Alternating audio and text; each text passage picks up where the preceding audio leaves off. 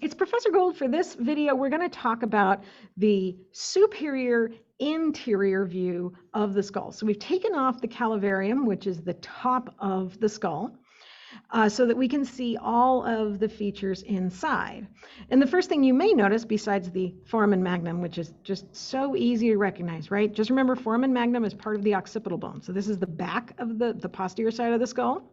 That's the occipital bone. That's the anterior side of the skull. The other thing you may notice is that there are these indentations here, here, and here. And these are called cranial fossa, superior, middle, and posterior cranial fossae. We also have a bunch of holes, a bunch of indentations. It seems really scary. We're going to break it down. Don't worry about it. Okay, so let's go from the foramen magnum. Let's work our way forward. We can see here that is the hypoglossal canal. There you go. Remember, that's the one that goes under the occipital condyle. Just up from that, we have this very large hole here. There, you can see that's really big. That is the jugular foramen, and also it's where the carotid artery comes in. I told you it was a complex pathway. It goes up, goes around, comes in here. This is the internal acoustic meatus. That is the place where the facial and vestibulocochlear nerves travel back into the skull, to the brain, or out to the ear and the face. Going a little bit farther forward, we have the foramen lacerum there, okay? The foramen ovale here, the foramen spinosum there, and then that's not a hole, that's broken, so ignore that. All right, we see a little indentation right there. That is called, this whole structure is called the sella turcica, S-E-L-L-A, turcica, T-U-R-C-I-C-A. That's where your pituitary gland sits. And the diaphragma celli sits right over that. Remember, that's that little tiny bit of dura mater. It sits right there. Then we have, this is the lesser wing of the sphenoid bone. Okay, remember I told you from the outside, we could see the greater wing, which is all of this. You can see this lesser wing overhangs. Okay. Going further forward, we have the crista galli. I'm going to try to zoom in a little bit. Can you see? There we go. That's better. Okay, see, there's that little ridge. That ridge is the crista galli. It's part of the ethmoid bone. This is all frontal bone here.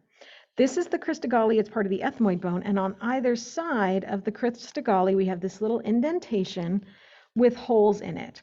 And that is the cribriform plate. The holes are the olfactory foramina.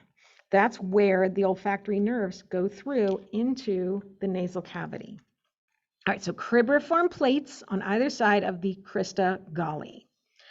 Now, other things that we can see from this internal view, if we turn it that way a little bit. Oh, there we go. All right, hey, look, hey, that looks like a big wide hole right there. Yeah, that's the superior orbital fissure. And if I put my pointer through there, you can see that comes out of that superior orbital fissure in the orbit. If you're wondering about the inferior orbital fissure, it's actually between two bones, and it's going to come out here. So if we do that there, it comes out between the maxilla and the sphenoid, maxilla and sphenoid there. Okay, other things that we can see right here under that lesser wing, ta-da, there's a nice round hole there. That's the optic canal. Remember, that's where the optic nerve travels.